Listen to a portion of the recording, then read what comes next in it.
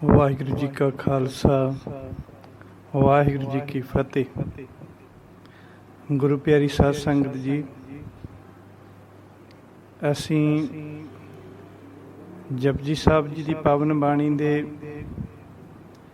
ਅਰਥ, ਵਿਸ਼ਰਾਮ ਅਤੇ ਉਚਾਰਨ ਅਤੇ ਪ੍ਰਮਾਣ ਇਹ ਸਰਵਣ ਕਰ ਰਹੇ ਹਾਂ।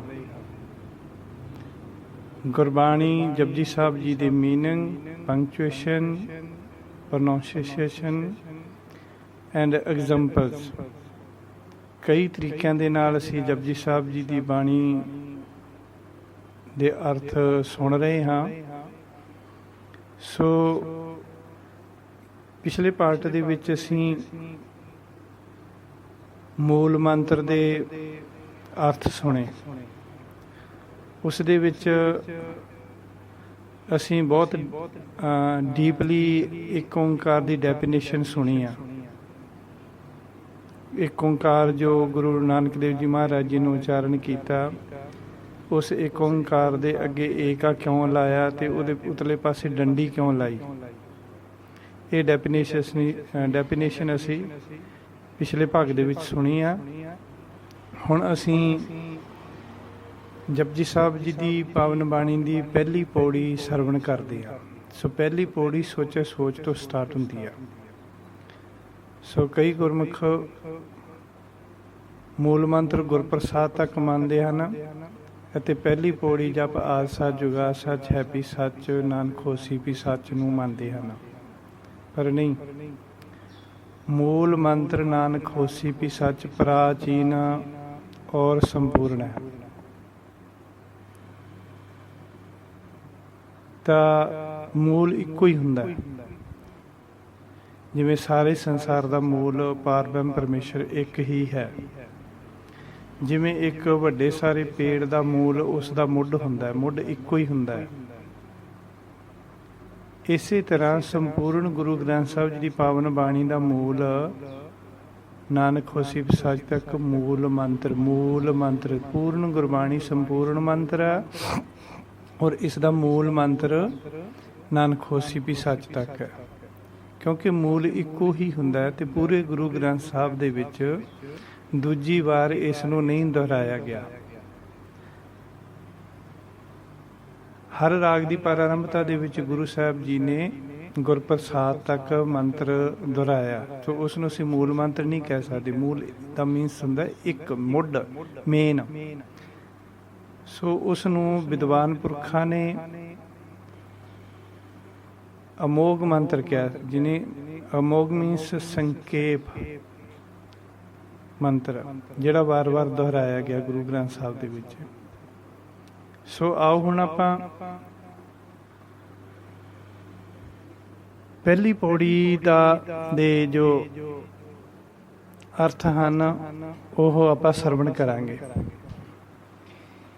ਇਹਨਾਂ ਅਰਥਾਂ ਦੇ ਨਾਲ ਨਾਲ ਆਪਾਂ ਵਿਸ਼ਰਾਮ ਵੀ ਸਮਝਣੇ ਆ, ਉਚਾਰਨ ਵੀ ਸਮਝਣਾ ਵੀ ਗੁਰਬਾਣੀ ਦਾ ਉਚਾਰਨ ਕਿਵੇਂ ਕਰਨਾ। ਫਿਰ ਉਹਦੇ ਨਾਲ ਛੋਟੀਆਂ ਛੋਟੀਆਂ ਐਗਜ਼ਾਮਪਲ ਵੀ ਦਿੱਤੀਆਂ ਗਈਆਂ ਤਾਂ ਕਿ ਸਾਨੂੰ ਗੁਰਬਾਣੀ ਦੀ ਈਜ਼ੀਲੀ ਸਮਝ ਆ ਜਾਏ। 3 ਪ੍ਰਕਾਰ ਦੇ ਵਿਸ਼ਰਾਮ ਹੁੰਦੇ ਆ: ਅਲਪ ਵਿਸ਼ਰਾਮ, ਅਰਧ ਵਿਸ਼ਰਾਮ, ਸੰਪੂਰਨ ਵਿਸ਼ਰਾਮ। ਸੰਪੂਰਨ ਵਿਸ਼ਰਾਮ ਗੁਰੂ ਗ੍ਰੰਥ ਸਾਹਿਬ 'ਚ ਆਲਰੇਡੀ 2 ਡੰਡੀਆਂ ਲਾ ਕੇ ਲੱਗਿਆ ਹੋਇਆ, ਪਰ ਗੁਰਬਾਣੀ ਦਾ ਸਹੀ ਉਚਾਰਨ ਕਰਨ ਵਾਸਤੇ ਅਤੇ ਸਮਝਣ ਵਾਸਤੇ ਇਹ ਵਿਸ਼ਰਾਮ ਲਾਏ ਜਾਂਦੇ ਆ। ਸੋ ਇਹਨਾਂ ਵਿਸ਼ਰਾਮਾਂ ਨੂੰ ਜੇ ਹੁਣ ਆਪਾਂ ਬੋਲਣ ਦੇ ਵਿੱਚ ਸਮਝੀਏ, ਅਲਪ ਵਿਸ਼ਰਾਮ, ਅਰਧ ਵਿਸ਼ਰਾਮ, ਤਾਂ ਇਹ ਉਸ ਤਰ੍ਹਾਂ ਲਿਖਣ ਦੇ ਵਿੱਚ ਫਿਰ ਸਾਨੂੰ ਸਮਝ ਨਹੀਂ ਆਊਗੀ। ਜਦੋਂ ਤੁਸੀਂ ਸਾਡੇ ਇਸ ਚੈਨਲ 'ਤੇ ਭਾਗ ਦੂਜਾ ਇਹ ਦੇਖੋਗੇ ਤਾਂ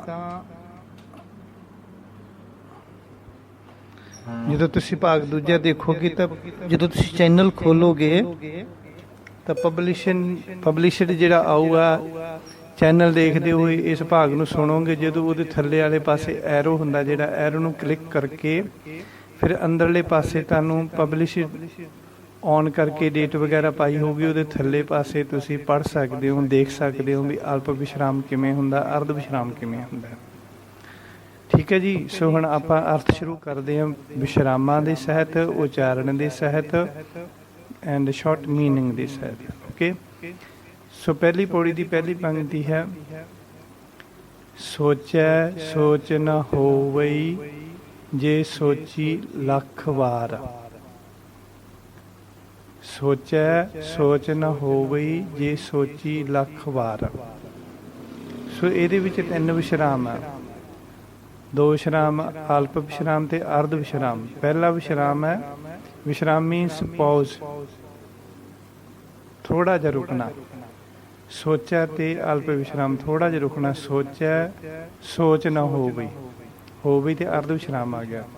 ਅਸੀਂ ਕਈ ਵਾਰੀ ਉਚਾਰਨ ਕਰਨ ਲੱਗੇ ਬੋਲਦੇ ਸੋਚਿਆ ਸੋਚ ਨਾ ਹੋਵੀ, ਹੋਵੀ ਹੋਵੀ ਨਹੀਂ ਕਹਿਣਾ, ਵਾਵੇ ਦੇ ਨਾਲ ਈੜੀ ਨੂੰ ਬਿਹਾਰੀ ਲੱਗੀ ਆ, ਹੋਵਈ ਹੋਵਈ, ਇਸ ਤਰ੍ਹਾਂ ਉਚਾਰਨ ਕਰਨਾ ਉਹਦਾ।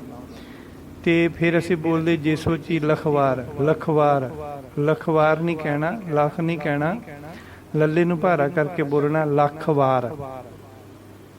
ਲੱਖ ਲੱਖ ਬੋਲਣਾ ਉਹਨੂੰ, 1 ਲੱਖ 100,000, ਰਾਈਟ।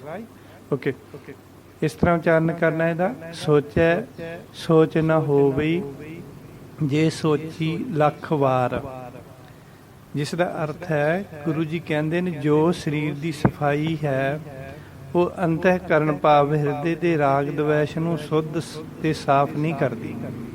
ਸਰੀਰ ਦੀ ਸਫਾਈ ਸਾਡੇ ਹਿਰਦੇ ਨੂੰ ਤੇ ਸਾਡੀ ਈਰਖਾ ਦਵੈਸ਼ ਨੂੰ ਸ਼ੁੱਧ ਨਹੀਂ ਕਰਦੀ, ਭਾਵੇਂ ਲੱਖਾਂ ਵਾਰ ਸਰੀਰ ਰਗੜ ਰਗੜ ਕੇ ਸਾਫ਼ ਕਰ ਲਈਏ। ਹਿਰਦਾ ਤਾਂ ਪ੍ਰਭੂ ਦੇ ਸਿਮਰਨ ਦੇ ਨਾਲ ਹੀ ਸਾਫ਼ ਹੋਵੇਗਾ। ਨੋਰਮਲੀ ਈਜ਼ੀ ਸਮਝਣ ਵਾਸਤੇ ਦੂਜਾ ਅਰਥ ਕਿ ਜੀਵ ਦੇ ਸੋਚਣ ਨਾਲ ਕੁਝ ਨਹੀਂ ਹੋ ਸਕਦਾ, ਭਾਵੇਂ ਲੱਖਾਂ ਵਾਰ ਸੋਚ ਸੋਚ ਕੇ ਕੰਮ ਕਰੀਏ। ਉਹੀ ਹੁੰਦਾ ਜੋ ਵਾਹਿਗੁਰੂ ਨੂੰ ਚੰਗਾ ਲੱਗਦਾ। ਸੋਚਿਆ ਦਾ 2 ਅਰਥ ਬਣਦੇ ਆ। ਸੋਚਿਆ ਦਾ ਹੋ ਗਿਆ ਸੋਚਤਾ, ਨਹਾਉਣਾ, ਆਪਣੀ ਸਫਾਈ ਰੱਖਣੀ, ਸਰੀਰ ਦੀ ਸਫਾਈ ਰੱਖਣੀ। ਦੂਜਾ ਅਰਥ ਬਣੂ ਸੋਚਿਆ ਦਾ ਕਿ ਸੋਚਣਾ। ਓਕੇ, ਇਸ ਤਰ੍ਹਾਂ। ਦੈਨ ਚੁੱਪੈ ਚੁੱਪ ਨਾ ਹੋਵਈ ਜੇ ਲਾਏ ਰਹਾ ਲਿਵਤਾਰ। ਓਕੇ, ਹੁਣ ਪਹਿਲਾ ਵਿਸ਼ਰਾਮ ਆ ਗਿਆ ਚੁੱਪੈ ਤੇ, ਚੁੱਪੈ ਤੇ ਥੋੜਾ ਜਿਹਾ ਰੁਕਣਾ। ਚੁੱਪੈ ਚੁੱਪ ਨਾ ਹੋਵਈ, ਹੋਵਈ ਤੇ ਦੂਜਾ ਵਿਸ਼ਰਾਮ। ਓਕੇ, ਇਸੇ ਤਰ੍ਹਾਂ ਇਹਦਾ ਉਚਾਰਨ ਹੋਵਈ ਦਾ ਈੜੀ ਨੂੰ ਬਿਹਾਰੀ ਲੱਗੀ ਆ, ਹੋਵਈ ਹੋਵਈ ਕਰਕੇ ਬੋਲਣਾ, ਹੋਵੀ ਨਹੀਂ ਬੋਲਣਾ। ਅਸੀਂ ਕਈ ਵਾਰੀ ਇੱਦਾਂ ਗਲਤ ਉਚਾਰਨ ਕਰਦੇ ਹਾਂ ਦਾ। ਚੁੱਪੈ ਨੂੰ ਵੀ ਚੁੱਪੇ ਬੋਲਦੇ ਹਾਂ ਅਸੀਂ, ਚੁੱਪੇ ਚੁੱਪ ਨਾ ਹੋਵਈ ਜੇ ਲਾਏ ਰਹਾ ਲਿਵਤਾਰ। ਰਹਾ ਨੂੰ ਵੀ ਰਹਾ ਬੋਲਦੇ ਹਾਂ, ਹਾਹੇ ਨੂੰ ਕੰਨਾਂ ਲੱਗਿਆ ਉੱਤੇ ਬਿੰਦੀ ਲਾ ਦਿੰਦੇ ਆ ਆਪਦੇ ਕੋਲੋਂ ਹੀ। ਰਹਾ ਲਿਵਤਾਰ ਨਹੀਂ, ਰਹਾ ਬੋਲਣਾ, ਬਿੰਦੀ ਨਹੀਂ ਲੱਗੀ ਹੋਈ। ਓਕੇ, ਜੇ ਬਿੰਦੀ ਗੁਰੂ ਸਾਹਿਬ ਜੀ ਨੇ ਲਾਉਣੀ ਹੁੰਦੀ ਤਾਂ ਉਹ ਜ਼ਰੂਰ ਲਾਉਂਦੇ, ਬਟ ਉਹਨਾਂ ਨੇ ਨਹੀਂ ਲਾਈ ਬਿੰਦੀ। ਮੀਨਿੰਗ ਭਾਵੇਂ ਸੇਮ ਬਣਦਾ, ਬਟ ਉਹਨਾਂ ਨੇ ਬਿੰਦੀ ਨਹੀਂ ਲਾਈ ਤਾਂ ਅਸੀਂ ਨਹੀਂ ਬੋਲਣੀ। ਜਿੱਥੇ ਉਹਨਾਂ ਨੇ ਲਾਈ ਹੈ, ਜਿੱਥੇ ਜ਼ਰੂਰਤ ਸੀ ਉਹਨਾਂ ਨੂੰ ਲਾਈ। ਜਿਵੇਂ ਆਪਾਂ ਪੜ੍ਹਦੇ ਨਾ, ਕਰ ਸ਼ਾਂਤ ਸੁਖ ਮਨ ਆਏ ਵਸਿਆ, ਮਨ ਵਜੀਆਂ ਵਧਾਈਆ। ਹੁਣ ਵਧਾਈਆਂ ਨੂੰ ਅਸੀਂ ਵਧਾਈਆਂ ਕਹਿ ਦਿੰਦੇ ਹਾਂ, ਪਰ ਦੇਖੋ ਸੋਚਣ ਵਾਲੀ ਗੱਲ ਆ ਵੀ ਕਰ ਸ਼ਾਂਤ, ਸ਼ਾਂਤ ਦੇ ਉੱਤੇ ਆਨੰਦ ਸਾਹਿਬ 'ਚ ਬਿੰਦੀ ਲੱਗੀ ਹੋਈ ਆ, ਆਨੰਦ ਸਾਹਿਬ ਦੇ ਸ਼ਾਂਤ, ਪਰ ਵਧਾਈਆਂ ਤੇ ਬਿੰਦੀ ਨਹੀਂ ਲੱਗੀ ਹੋਈ। ਉਹਨੂੰ ਇਸ ਤਰ੍ਹਾਂ ਬੋਲਣਾ, ਕਰ ਸ਼ਾਂਤ ਸੁਖ ਮਨ ਆਏ ਵਸਿਆ, ਮਨ ਵਜੀਆਂ ਵਧਾਈਆਂ, ਵਧਾਈਆਂ। ਇਸ ਤਰ੍ਹਾਂ ਦੇ ਨਾਲ, ਇਸੇ ਤਰ੍ਹਾਂ ਦੇ ਨਾਲ ਅਸੀਂ ਰਾਹਾ ਬੋਲਣਾ, ਹੋਵਈ ਬੋਲਣਾ, ਚੁੱਪੈ ਬੋਲਣਾ। ਓਕੇ, ਚੁੱਪੈ ਚੁੱਪ ਨਾ ਹੋਵਈ ਜੇ ਲਾਏ ਰਹਾ ਲਿਵਤਾਰ, ਜਿਸ ਦਾ ਅਰਥ ਹੈ ਕਿ ਜੇਕਰ ਕੋਈ ਆਪਣੇ ਆਪ ਨੂੰ ਬੋਲਣ ਤੋਂ ਰੋਕ ਲੈਂਦਾ ਪਰ ਉਸ ਦੇ ਮਨ ਦੇ ਸੰਕਲਪ ਕਦੇ ਨਹੀਂ ਰੁਕਦੇ। ਜੇ ਕੋਈ ਆਪਣੇ ਆਪ ਨੂੰ ਬੋਲਣ ਤੋਂ ਰੋਕ ਲੈਂਦਾ ਹੈ ਪਰ ਉਸ ਦੇ ਮਨ ਦੇ ਸੰਕਲਪ ਕਦੇ ਨਹੀਂ ਰੁਕਦੇ। ਚੁੱਪ ਰਹਿਣ ਨਾਲ ਕੁਝ ਵੀ ਪ੍ਰਾਪਤ ਨਹੀਂ ਹੁੰਦਾ। ਗੁਰੂ ਜੀ ਕਹਿੰਦੇ ਹਨ, ਭਾਵੇਂ ਜਿੰਨਾ ਮਰਜ਼ੀ ਧਿਆਨ ਲਾ ਕੇ ਬੈਠੇ ਰਹੋ, ਜੇ ਉਸ ਦੇ ਮਨ ਦੇ ਵਿਚਾਰ ਨਹੀਂ ਰੁਕਦੇ। ਦੈਨ ਭੁੱਖਿਆ ਭੁੱਖ ਨਾ ਉਤਰੀ ਜੇ ਬੰਨਾ ਪੁਰੀਆ ਭਾਰ। ਓਕੇ, ਇਹ ਪਹਿਲੀਆਂ 2 ਲਾਈਨਾਂ ਵਾਂਗੂ ਇਹਦੇ ਵਿਸ਼ਰਾਮ ਹੈ। ਜਿਵੇਂ ਸੋਚੈ ਸੋਚ ਨਾ ਹੋਵਈ, ਚੁੱਪੈ ਚੁੱਪ ਨਾ ਹੋਵਈ, ਹੈ ਨਾ। ਤਾਂ ਇਸੇ ਤਰ੍ਹਾਂ ਹੈਗਾ ਭੁੱਖਿਆ ਭੁੱਖ ਨਾ ਉਤਰੀ। ਇਸੇ ਤਰ੍ਹਾਂ ਦਾ ਉਚਾਰਨ, ਭੁੱਖਿਆ ਨਹੀਂ ਕਹਿਣਾ, ਭੁੱਖਿਆ। ਭੁੱਖਿਆ ਤੇ ਥੋੜਾ ਜਿਹਾ ਰੁਕਣਾ, ਅਲਪ ਵਿਸ਼ਰਾਮ। ਭੁੱਖ ਨਾ ਉਤਰੀ ਅਰਧ ਵਿਸ਼ਰਾਮ। ਭੁੱਖਿਆ ਭੁੱਖ ਨਾ ਉਤਰੀ ਜੇ ਬੰਨਾ ਪੁਰੀਆ ਭਾਰ। ਪੁਰੀਆ ਕਹਿਣਾ, ਪੁਰੀਆ ਨਹੀਂ ਕਹਿਣਾ। ਅਰਥ ਭਾਵੇਂ ਪੁਰੀਆ ਹੀ ਬਣਦਾ ਇਹਦਾ, ਪਰ ਉਚਾਰਨ ਇਹਦਾ ਪੁਰੀਆ ਬੋਲਣਾ। ਭੁੱਖਿਆ ਭੁੱਖ ਨਾ ਉਤਰੀ ਜੇ ਬੰਨਾ ਪੁਰੀਆ ਭਾਰ। ਸੋ ਪੁਰੀਆ ਦਾ ਅਰਥ ਹੈ ਧਰਤੀ, ਸਾਰੀਆਂ ਧਰਤੀਆਂ ਦੇ ਪਦਾਰਥ। ਪੁਰੀਆਂ, ਪੁਰੀਆਂ ਜਿਵੇਂ ਸ਼ਿਵਪੁਰੀ ਹੋ ਗਿਆ, ਵਿਸ਼ਨੂਪੁਰੀ ਹੋ ਗਿਆ, ਜਗन्नाथपुरी ਹੋ ਗਿਆ, ਦੇਵਪੁਰੀ ਹੋ ਗਿਆ। ਤੋ ਪੁਰੀਆਂ ਦੇ ਅਰਥ ਹੁੰਦੇ ਆ ਧਰਤੀ ਦੇ ਟੁਕੜੇ ਜਿਨ੍ਹਾਂ ਦੇ ਨਾਮ ਰੱਖੇ, ਜਿਵੇਂ ਜਗन्नाथपुरी ਹੋ ਗਈ, ਸ਼ਿਵਪੁਰੀ ਹੋ ਗਈ, ਇਹ ਉਹ। ਸੋ ਪੁਰੀ ਦਾ ਅਰਥ ਜਿਵੇਂ ਬੰਨਾ ਪੁਰੀਆ means material of all countries. ਪੁਰੀਆ ਭਾਰ, material of all countries. Okay, ਤਾਂ ਪੁਰੀ ਦਾ ਅਰਥ ਹੋ ਗਿਆ ਸਕਰੀਡ। ਪੁਰੀ ਮੀਨਸ ਸਕਰੀਡ, ਧਰਤੀ ਦਾ ਇੱਕ ਟੁਕੜਾ।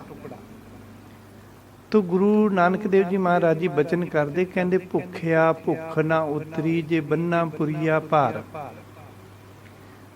ਸਰੀਰ ਦੀ ਭੁੱਖ ਮਾਰਨ ਨਾਲ ਲਾਲਚ ਦੀ ਭੁੱਖ ਖਤਮ ਨਹੀਂ ਹੁੰਦੀ।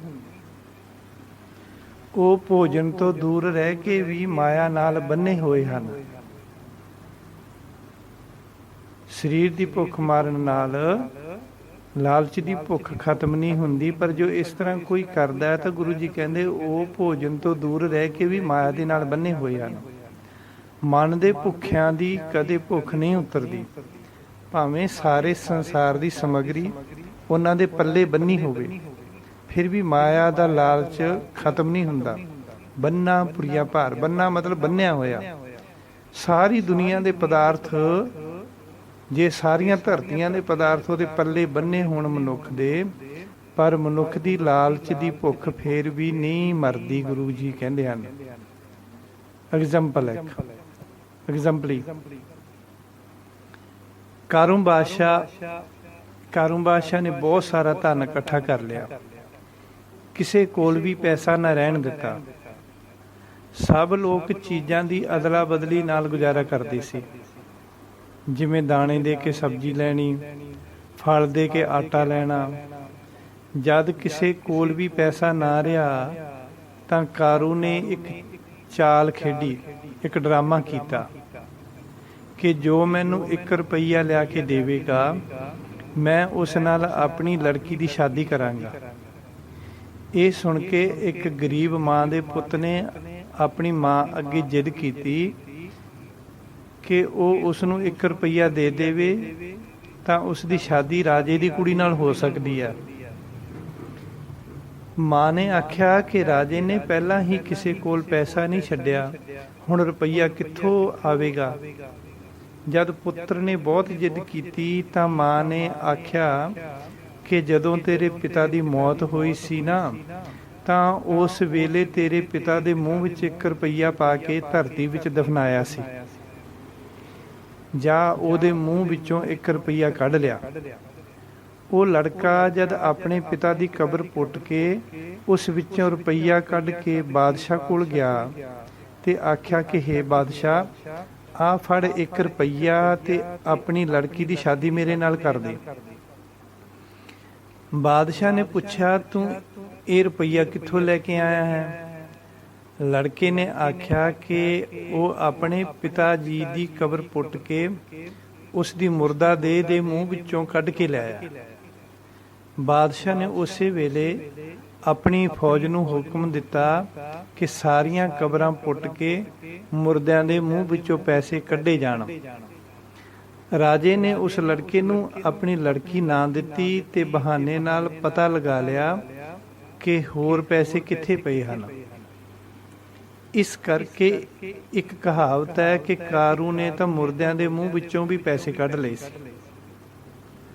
ਇਸ ਵਾਸਤੇ ਗੁਰੂ ਜੀ ਕਹਿੰਦੇ ਹਨ ਕਿ ਜੀਵ ਦੀ ਭੋਜਨ ਦੀ ਭੁੱਖ ਜਾਂ ਪਦਾਰਥਾਂ ਦੀ ਭੁੱਖ ਮਿਟ ਨਹੀਂ ਸਕਦੀ,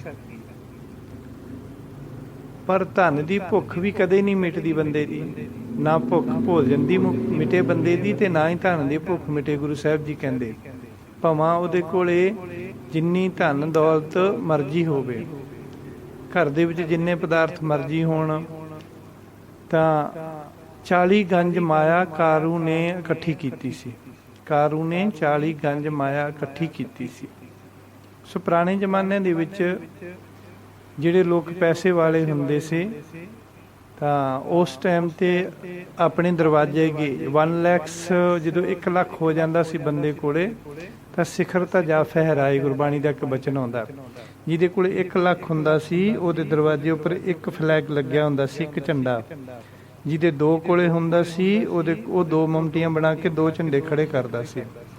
ਤਾਂ ਉਹਨਾਂ ਦੇ ਝੰਡਿਆਂ ਤੋਂ ਲੋਕ ਆਈਡੀਆ ਲਾਉਂਦੇ ਸਨ ਕਿ ਇਸ ਕੋਲੇ ਇੰਨੇ ਲੈਕਸ ਮਾਇਆ ਹੈ, ਇੰਨੀ ਮਾਇਆ ਹੈ। ਕਾਰੂ ਕੋਲ ਲੱਖਾਂ ਤੋਂ ਵੀ ਅੱਗੇ ਵਧੀ ਹੋਈ ਸੀ ਮਾਇਆ। ਉਸਨੇ 40 ਗੰਜ ਮਾਇਆ ਇਕੱਠੀ ਕੀਤੀ ਸੀ। ਇੱਕ ਗੰਜ, ਵਿਦਵਾਨ ਲੋਕ ਲਿਖਦੇ ਹਨ ਕਿ ਇੱਕ ਗੰਜ ਜੋ ਗਿਣਤੀ ਤੋਂ ਬਾਹਰ ਹੁੰਦਾ, ਉਹ ਅਣਗਿਣਤੀ ਸੀ। ਇੱਕ ਗੰਜ ਕਿੱਡਾ ਵੱਡਾ ਹੁੰਦਾ? ਕਹਿੰਦੇ ਇੱਕ ਤੰਦਰੁਸਤ ਬੰਦਾ ਇੱਕ ਛਟਾਂਕੀ ਦੇ ਵੱਟੇ ਨੂੰ ਜਿੰਨੀ ਉੱਚੀ ਸੁੱਟ ਸਕਦਾ, ਓਨੀ ਉਚਾਈ, ਜਿੰਨੀ ਦੂਰੀ ਤੇ ਉਹ ਸੁੱਟ ਸਕਦਾ, ਓਨਾ ਸਰਕਲ, ਜਿੰਨੀ ਦੂਰੀ ਤੇ ਉਹ ਛਟਾਂਕੀ ਦੇ ਵੱਟੇ ਨੂੰ ਸੁੱਟ ਸਕਦਾ, ਓਡਾ ਵੱਡਾ ਸਰਕਲ ਬਣਾਓ। ਜਿੰਨੀ ਉਚਾਈ ਤੇ ਸੁੱਟ ਸਕਦਾ, ਓਨੀ ਲੈਂਥ ਨਾਪੋ। ਓਡੇ ਓਡਾ, ਉਹਨੂੰ ਇੱਕ ਢੇਰ ਕਹਿੰਦੇ ਆ। ਓਡੇ ਉਸ ਕੋਲ 40 ਢੇਰ ਸੀ, 40 ਢੇਰ ਸਨ ਉਸਦੇ ਕੋਲੇ। 40 ਗੰਜ ਮਾਇਆ ਉਸ ਨੂੰ ਕਹਿੰਦੇ ਆ। ਦੈਨ ਗੁਰੂ ਨਾਨਕ ਦੇਵ ਜੀ ਬਚਨ ਕਰਦੇ ਹਨ, ਸਹਿ ਸਿਆਣਪਾ ਲੱਖ ਹੋਏ ਤਾਂ ਇੱਕ ਨਾ ਚੱਲੇ ਨਾਲ। ਓਕੇ, ਸੋ ਇਹਦਾ ਜਿਹੜਾ ਉਚਾਰਨ ਹੈ, ਇਹਦੇ ਵਿੱਚ ਇੱਕੋ ਹੀ ਵਿਸ਼ਰਾਮ ਹੁੰਦਾ। ਸਹਿ ਸਿਆਣਪਾ ਲੱਖ ਹੋਏ ਤੇ ਵਿਸ਼ਰਾਮ ਆਊਗਾ, ਤਾਂ ਇੱਕ ਨਾ ਚੱਲੇ ਨਾਲ। ਓਕੇ, ਬਟ ਅਸੀਂ ਬਚਨ ਕਰਦੇ ਹਾਂ, ਬੋਲਦੇ ਹਾਂ ਸਹਿ ਸਿਆਣਪਾ ਲੱਖ ਹੋਏ ਤਾਂ ਇੱਕ ਨਾ ਚੱਲੇ ਨਾਲ। ਇਸ ਤਰ੍ਹਾਂ ਹੀ ਉਚਾਰਨ ਕਰਦੇ ਹਾਂ ਅਸੀਂ। ਸਹਿ ਸਿਆਣਪਾ ਲੱਖ ਹੋਏ ਤਾਂ ਇੱਕ ਨਾ ਚੱਲੇ ਨਾਲ। ਹੋਏ ਨਹੀਂ ਕਹਿਣਾ, ਇੱਥੇ 2 ਹਾਹੇ ਲਿਖੇ ਹੋਏ ਆ। ਹਾਹੇ ਨੂੰ ਹੋੜਾ, ਹਾਹੇ ਸਿਆਰੀ, ਹਾਹੇ ਹੋੜਾ, ਹਾਹੇ ਸਿਆਰੀ, ਹੋ ਹੇ ਸਹਿ ਸਿਆਣਪਾ ਲੱਖ ਹੋਏ ਤਾਂ ਇੱਕ ਨਾ ਚੱਲੇ ਨਾਲ। ਇਸ ਤਰ੍ਹਾਂ ਦਾ ਉਚਾਰਨ ਕਰਨਾ। ਇਸ ਦਾ ਅਰਥ ਹੈ ਕਿ ਜੀਵ ਕੋਲ ਭਾਵੇਂ ਲੱਖਾਂ ਸਿਆਣਪਾਂ ਹੋਣ, ਪਰ ਵਾਹਿਗੁਰੂ ਅੱਗੇ ਇੱਕ ਵੀ ਕੰਮ ਨਹੀਂ ਕਰਦੀ। ਇਸ ਸੰਸਾਰ ਵਿੱਚ ਭਾਵੇਂ ਕੋਈ ਲੱਖਾਂ ਵਾਰ ਸਿਆਣਾ ਹੋਵੇ, ਪਰ ਵਾਹਿਗੁਰੂ ਦੇ ਦਰ ਤੱਕ ਇੱਕ ਵੀ ਸਿਆਣਪ ਨਾਲ ਨਹੀਂ ਜਾਂਦੀ। ਐਗਜ਼ਾਮਪਲ, ਈਰਾਨ ਦੇਸ਼ ਦਾ ਇੱਕ ਅਫਲਾਤੂਨ ਨਾਮ ਦਾ ਇੱਕ ਜਾਦੂਗਰ ਹੋਇਆ। ਮਿਰਾਕਲ ਕਰਦਾ ਸੀ, ਉਹ ਚਮਤਕਾਰ ਜਾਦੂ ਕਰਦਾ ਸੀ। ਸੋ ਜੋ ਆਪਣੀ ਸ਼ਕਲ ਦੇ ਹਜ਼ਾਰਾਂ ਬੰਦੇ ਬਣਾ ਲੈਂਦਾ ਹੁੰਦਾ ਸੀ। ਜਦ ਉਸ ਨੂੰ ਪਤਾ ਲੱਗਿਆ ਕਿ ਉਸ ਦੀ ਮੌਤ ਹੋਣ ਵਾਲੀ ਹੈ, ਤਾਂ ਉਸਨੇ ਮੌਤ ਦੇ ਫਰਿਸ਼ਤਿਆਂ ਨੂੰ ਭੁਲੇਖਾ ਦੇਣ ਵਾਸਤੇ ਆਪਣੀ ਸ਼ਕਲ ਦੇ ਕਈ ਅਫਲਾਤੂਨ ਖੜੇ ਕਰ ਦਿੱਤੇ ਅਤੇ ਉਹਨਾਂ ਦੇ ਵਿੱਚ ਹੀ ਆਪ ਖੜਾ ਹੋ ਗਿਆ। ਜਦ ਮੌਤ ਦੇ ਫਰਿਸ਼ਤੇ ਆਏ ਤਾਂ ਉਹਨਾਂ ਨੇ ਦੇਖਿਆ ਕਿ ਇੱਥੇ ਤਾਂ ਕਈ ਅਫਲਾਤੂਨ ਖੜੇ ਹਨ ਅਤੇ ਸਾਰਿਆਂ ਦੇ ਸਾਹ ਬਰਾਬਰ ਚੱਲਦੇ ਹਨ। ਕਿਸ ਨੂੰ ਲੈ ਕੇ ਜਾਈਏ? ਵਾਪਸ ਜਾ ਕੇ ਖੁਦਾ ਨੂੰ ਜਾਂ ਪ੍ਰਮਾਤਮਾ ਨੂੰ ਜਾਂ ਧਰਮਰਾਜ ਨੂੰ, ਕੋਈ ਵੀ ਮੰਨ ਲਓ, ਉਸ ਨੂੰ ਕਹਿਣ ਲੱਗੇ ਕਿ ਉੱਥੇ ਤਾਂ ਕਈ ਅਫਲਾਤੂਨ ਖੜੇ ਹਨ ਅਤੇ ਕਿਸ ਨੂੰ ਲੈ ਕੇ ਆਈਏ? ਖੁਦਾ ਨੇ ਆਖਿਆ ਕਿ ਅਫਲਾਤੂਨ ਨੇ ਮੌਤ ਤੋਂ ਬਚਣ ਵਾਸਤੇ ਜਾਦੂ ਖੇਡਿਆ। ਖੁਦਾ ਸ਼ਬਦ ਤਾਂ ਵਰਤਦੇ ਆਪਾਂ ਕਿਉਂਕਿ ਇਹ ਈਰਾਨ ਦੇਸ਼ ਦੀ ਕਹਾਣੀ ਆ, ਇਸ ਵਾਸਤੇ ਖੁਦਾ ਸ਼ਬਦ ਵਰਤਿਆ। ਤਾਂ ਖੁਦਾ ਨੇ ਦੱਸਿਆ ਕਿ ਅਫਲਾਤੂਨ ਨੇ ਮੌਤ ਤੋਂ ਬਚਣ ਵਾਸਤੇ ਜਾਦੂ ਖੇਡਿਆ। ਤੁਸੀਂ ਇਸ ਤਰ੍ਹਾਂ ਕਰੋ, ਜਾ ਕੇ ਵਾਰੀ-ਵਾਰੀ ਸਭ ਸ਼ਕਲਾਂ ਦੀ ਤਾਰੀਫ ਕਰਨਾ ਤੇ ਫਿਰ ਇਹ ਕਹਿਣਾ ਕਿ ਇਸ ਇੱਕ ਸ਼ਕਲ ਦਾ ਨੱਕ ਵਿੰਗਾ, ਬਸ ਫਿਰ ਅਸਲੀ ਅਫਲਾਤੂਨ ਸਾਹਮਣੇ ਆ ਜਾਵੇਗਾ। ਫਰਿਸ਼ਤਿਆਂ ਨੇ ਜਾ ਕੇ ਉਸੇ ਤਰ੍ਹਾਂ ਕੀਤਾ ਤੇ ਫਿਰ ਆਖਿਆ ਕਿ ਇਸ ਸ਼ਕਲ ਦਾ ਥੋੜਾ ਜਿਹਾ ਨੱਕ ਵਿੰਗਾ ਹੈ। ਇਹ ਸੁਣ ਕੇ ਜਿਹੜਾ ਅਸਲੀ ਅਫਲਾਤੂਨ ਸੀ ਨਾ, ਉਹ ਸਾਹਮਣੇ ਆ ਗਿਆ ਤੇ ਕਹਿਣ ਲੱਗਾ, ਦਿਖਾਓ ਕਿੱਥੇ ਨੱਕ ਵਿੰਗਾ। ਤਾਂ ਮੈਂ ਤਾਂ ਸਾਰਿਆਂ ਦੀਆਂ ਸ਼ਕਲਾਂ ਸਹੀ ਬਣਾਈਆਂ ਹਨ। ਫਰਿਸ਼ਤਿਆਂ ਨੇ ਆਖਿਆ, ਇਹ ਤਾਂ ਇੱਕ ਬਹਾਨਾ ਸੀ, ਅਸੀਂ ਤਾਂ ਤੈਨੂੰ ਲੱਭਣਾ ਸੀ। ਹੁਣ ਤੂੰ ਸਾਡੇ ਨਾਲ ਚੱਲ, ਤੇਰਾ ਅੰਤ ਦਾ ਸਮਾਂ ਆ ਗਿਆ। ਇਸੇ ਤਰ੍ਹਾਂ ਗੁਰੂ ਨਾਨਕ ਦੇਵ ਜੀ ਕਹਿੰਦੇ ਹਨ ਕਿ ਇਸ ਤਰ੍ਹਾਂ ਭਾਵੇਂ ਮਨੁੱਖ ਕੋਲ ਹਜ਼ਾਰਾਂ ਸਿਆਣਪਾਂ ਹੋਣ, ਪਰ ਵਾਹਿਗੁਰੂ ਅੱਗੇ ਇੱਕ ਵੀ ਨਹੀਂ ਚੱਲਦੀ। ਦੈਨ ਕਿਵ ਸਚਿਆਰਾ ਹੋਈਐ, ਕਿਵ ਕੂੜਾ ਟੁੱਟੈ ਪਾਲ। ਇੱਥੇ ਦੋ ਵਿਸ਼ਰਾਮ ਹੈ, ਅਲਪ ਵਿਸ਼ਰਾਮ ਦੈਨ ਅਰਧ ਵਿਸ਼ਰਾਮ। ਕਿਵ ਤੇ ਥੋੜਾ ਜਿਹਾ ਰੁਕਣਾ, ਅਲਪ ਵਿਸ਼ਰਾਮ ਥੋੜਾ ਜਿਹਾ ਰੁਕਣਾ, ਅਰਧ ਵਿਸ਼ਰਾਮ ਥੋੜਾ ਜਿਹਾ ਜ਼ਿਆਦਾ ਰੁਕਣਾ। ਅਲਪ ਮੀਨਸ ਥੋੜਾ ਰੁਕਣਾ, ਅਰਧ ਮੀਨਸ ਥੋੜਾ ਜ਼ਿਆਦਾ ਰੁਕਣਾ। ਕਿਵ ਸਚਿਆਰਾ ਹੋਈਐ, ਕਿਵ ਕੂੜਾ ਟੁੱਟੈ ਪਾਲ। ਹੋਈਐ ਤੇ ਵਿਸ਼ਰਾਮ ਆ ਗਿਆ, ਇੱਕ ਕਿਵ ਦੇ ਉੱਤੇ ਆਊਗਾ, ਦੋ ਵਿਸ਼ਰਾਮ। ਕਿਵ ਸਚਿਆਰਾ ਹੋਈਐ, ਕਿਵ ਕੂੜਾ ਟੁੱਟੈ ਪਾਲ। ਅਸੀਂ ਇਸ ਤਰ੍ਹਾਂ ਇਹਦਾ ਉਚਾਰਨ ਕਰਾਂਗੇ ਨੋਰਮਲੀ ਰੂਟੀਨ ਦੇ ਵਿੱਚ। ਕਿਵ ਸਚਿਆਰਾ ਹੋਈਐ, ਕਿਵ ਕੂੜਾ ਟੁੱਟੈ ਪਾਲ, ਕਿਵ ਕੂੜਾ ਟੁੱਟੈ ਪਾਲ, ਇਸ ਤਰ੍ਹਾਂ। ਸੋ ਗੁਰੂ ਨਾਨਕ ਦੇਵ ਜੀ ਮਹਾਰਾਜ ਜੀ ਬਚਨ ਕਰਦੇ ਹਨ ਇਸ ਪੰਕਤੀ ਦੇ ਵਿੱਚ। ਇਸ ਦਾ ਅਰਥ ਹੈ, ਇਹ ਜੋ ਪੰਕਤੀ ਹੈ, ਇਹ ਸਵਾਲ ਗੁਰੂ ਨਾਨਕ ਦੇਵ ਜੀ ਨੂੰ ਸੇਵਕਾਂ ਵਾਸਤੇ ਗੁਰੂ ਅੰਗਦ ਦੇਵ ਜੀ ਨੇ ਕੀਤਾ ਸੀ ਕਿ ਸੱਚ ਦਾ ਰੂਪ ਕਿਸ ਤਰ੍ਹਾਂ ਹੋਈਦਾ। ਬੇਨਤੀ ਕੀਤੀ ਕਿ ਹੇ ਗੁਰੂ ਜੀ, ਸੱਚ ਦਾ ਰੂਪ ਕਿਸ ਤਰ੍ਹਾਂ ਹੋਈਦਾ, ਭਾਵ ਅਸੀਂ ਸਚਿਆਰ ਕਿਵੇਂ ਬਣੀਏ, ਵਾਹਿਗੁਰੂ ਅੱਗੇ ਸੱਚੇ ਕਿਵੇਂ ਹੋਈਦਾ ਹੈ। ਝੂਠ ਦਾ ਪਰਦਾ ਜਾਂ ਕੰਧ, ਝੂਠ ਦੀ ਕੰਧ ਕਿਸ ਤਰ੍ਹਾਂ ਤੋੜ ਸਕਦੇ ਹਾਂ, ਝੂਠ ਦਾ ਪਰਦਾ ਜਾਂ ਝੂਠ ਦੀ ਕੰਧ ਕਿਸ ਤਰ੍ਹਾਂ ਤੋੜ ਸਕਦੇ ਹਾਂ। ਝੂਠ ਦੀ ਪਾਹ ਜਾਂ ਝੂਠ ਦੀ ਮੈਲ ਕਿਵੇਂ ਉਤਾਰੀਏ। ਇੱਕ ਕੁਐਸਚਨ ਅਗਲੀ ਪੰਕਤੀ ਦੇ ਵਿੱਚ ਗੁਰੂ ਸਾਹਿਬ ਜੀ ਆਨਸਰ ਕਰਨਗੇ। ਸੋ ਇਸ ਪੰਕਤੀ ਦੇ ਵਿੱਚ ਗੁਰੂ ਅੰਗਦ ਦੇਵ ਜੀ ਨੇ ਸੇਵਕ ਰੂਪ ਹੋ ਕੇ ਇੱਕ ਸਵਾਲ ਕੀਤਾ ਕਿ ਅਸੀਂ ਝੂਠ ਦਾ ਪਰਦਾ ਕਿਵੇਂ ਹਟਾਈਏ, ਅਸੀਂ ਸਚਿਆਰ ਕਿਵੇਂ ਹੋ ਸਕਦੇ ਹਾਂ, ਚੰਗੇ ਕਿਵੇਂ ਹੋ ਸਕਦੇ ਹਾਂ, ਝੂਠ ਦੀ ਕੰਧ ਨੂੰ ਕਿਵੇਂ ਤੋੜ ਸਕਦੇ ਹਾਂ, ਝੂਠ ਦੀ ਪਾਹ ਨੂੰ ਆਪਣੇ ਹਿਰਦੇ ਤੋਂ ਕਿਵੇਂ ਲਾਹ ਸਕਦੇ ਹਾਂ। ਤਾਂ ਗੁਰੂ ਨਾਨਕ ਦੇਵ ਜੀ ਮਹਾਰਾਜ ਸੱਚੇ ਪਾਤਸ਼ਾਹ ਜੀ ਨੇ ਬਚਨ ਕੀਤਾ, ਹੁਕਮ ਰਜਾਈ ਚੱਲਣਾ ਨਾਨਕ ਲਿਖਿਆ ਨਾਲ। ਹੁਣ ਇਹਦੇ ਵਿੱਚ ਵੀ ਦੋ ਵਿਸ਼ਰਾਮ ਆ, ਅਲਪ ਵਿਸ਼ਰਾਮ ਦੈਨ ਅਰਧ ਵਿਸ਼ਰਾਮ। ਬਟ ਇਹਦੇ ਵਿੱਚ ਅਰਧ ਵਿਸ਼ਰਾਮ ਪਹਿਲਾਂ ਆਇਆ ਐਂਡ ਅਲਪ ਵਿਸ਼ਰਾਮ ਬਾਅਦ ਵਿੱਚ ਆਇਆ। ਹੁਕਮ ਰਜਾਈ ਚੱਲਣਾ, ਇੱਥੇ ਥੋੜਾ ਜ਼ਿਆਦਾ ਰੁਕਾਂਗੇ ਨਾ, ਹੁਕਮ ਰਜਾਈ ਚੱਲਣਾ ਅਰਧ ਵਿਸ਼ਰਾਮ। ਫਿਰ ਨਾਨਕ ਤੇ ਥੋੜਾ ਜਿਹਾ ਰੁਕਣਾ, ਅਲਪ ਵਿਸ਼ਰਾਮ ਲੱਗਿਆ ਹੋਇਆ। ਨਾਨਕ ਲਿਖਿਆ ਨਾਲ, ਹੁਕਮ ਰਜਾਈ ਚੱਲਣਾ ਨਾਨਕ ਲਿਖਿਆ ਨਾਲ, ਇਸ ਤਰ੍ਹਾਂ ਉਚਾਰਨ ਕਰਨਾ ਇਹਦਾ। ਸੋ ਇਸ ਪੰਕਤੀ ਦਾ ਅਰਥ ਹੈ ਕਿ ਗੁਰੂ ਨਾਨਕ ਦੇਵ ਜੀ ਮਹਾਰਾਜ ਸੱਚੇ ਪਾਤਸ਼ਾਹ ਜੀ ਨੇ ਸੇਵਕ ਰੂਪ ਵਿੱਚ ਬੇਨਤੀ ਕੀਤੀ ਭਾਈ ਲਹਿਣਾ ਜੀ ਵੱਲੋਂ, ਜੋ ਉਸ ਦਾ ਜਵਾਬ ਦਿੰਦੇ ਹੋਏ ਇਸ ਤਰ੍ਹਾਂ ਬਚਨ ਕੀਤਾ, ਹੁਕਮ ਰਜਾਈ ਚੱਲਣਾ ਨਾਨਕ ਲਿਖਿਆ ਨਾਲ। ਜੀਵਨ ਦੇ ਆਨੰਦਦਾਇਕ ਅਤੇ ਦਰਦਨਾਕ ਸਮੇਂ ਵਿੱਚ ਰਹਿ ਕੇ, ਜੀਵਨ ਦੇ ਆਨੰਦਦਾਇਕ ਤੇ ਦਰਦਨਾਕ ਸਮੇਂ ਵਿੱਚ ਰਹਿ ਕੇ, ਯਾਨੀ ਕਿ ਖੁਸ਼ੀ ਤੇ ਗਮੀ, ਇਹੋ ਜਿਹੇ ਸਮੇਂ ਵਿੱਚ ਰਹਿ ਕੇ ਜੀਵ ਨੂੰ ਹੁਕਮ ਅਤੇ ਰਜਾ ਵਿੱਚ ਰਹਿ ਕੇ ਸਦਾ ਪ੍ਰਸੰਨ ਰਹਿਣਾ ਚਾਹੀਦਾ, ਸਦਾ ਖੁਸ਼ ਰਹਿਣਾ ਚਾਹੀਦਾ। ਜੀਵ ਇਹ ਸੋਚੇ ਕਿ ਜੋ ਵੀ ਹੋ ਰਿਹਾ ਹੈ ਇਹ ਮੇਰੇ ਪਿਛਲੇ ਕਰਮਾਂ ਦਾ ਫਲ ਹੈ, ਇਹ ਮੇਰੇ ਨਾਲ ਧੁਰ ਤੋਂ ਹੀ ਲਿਖਿਆ ਆਇਆ ਹੈ। ਨਾਨਕ ਲਿਖਿਆ ਨਾਲ, ਲਿਖਿਆ ਨਾਲ, ਇਹ ਨਾਲ ਲਿਖਿਆ ਹੋਇਆ ਆਇਆ ਹੈ। ਇਹ ਮੇਰੇ ਨਾਲ ਧੁਰ ਤੋਂ ਹੀ ਲਿਖਿਆ ਹੋਇਆ ਆਇਆ ਹੈ। ਇਹ ਵਾਹਿਗੁਰੂ ਦੀ ਇੱਛਾ ਅਨੁਸਾਰ ਹੈ। ਰਜ਼ਾਈ ਮੀਨਸ ਰਜ਼ਾ, ਰਜ਼ਾ ਮਤਲਬ ਹੁਕਮ, ਮਰਜ਼ੀ। ਰਜ਼ਾ ਮੀਨਸ ਮਰਜ਼ੀ, ਹੈ ਨਾ। ਸੋ ਹੁਕਮ ਰਜਾਈ ਚੱਲਣਾ,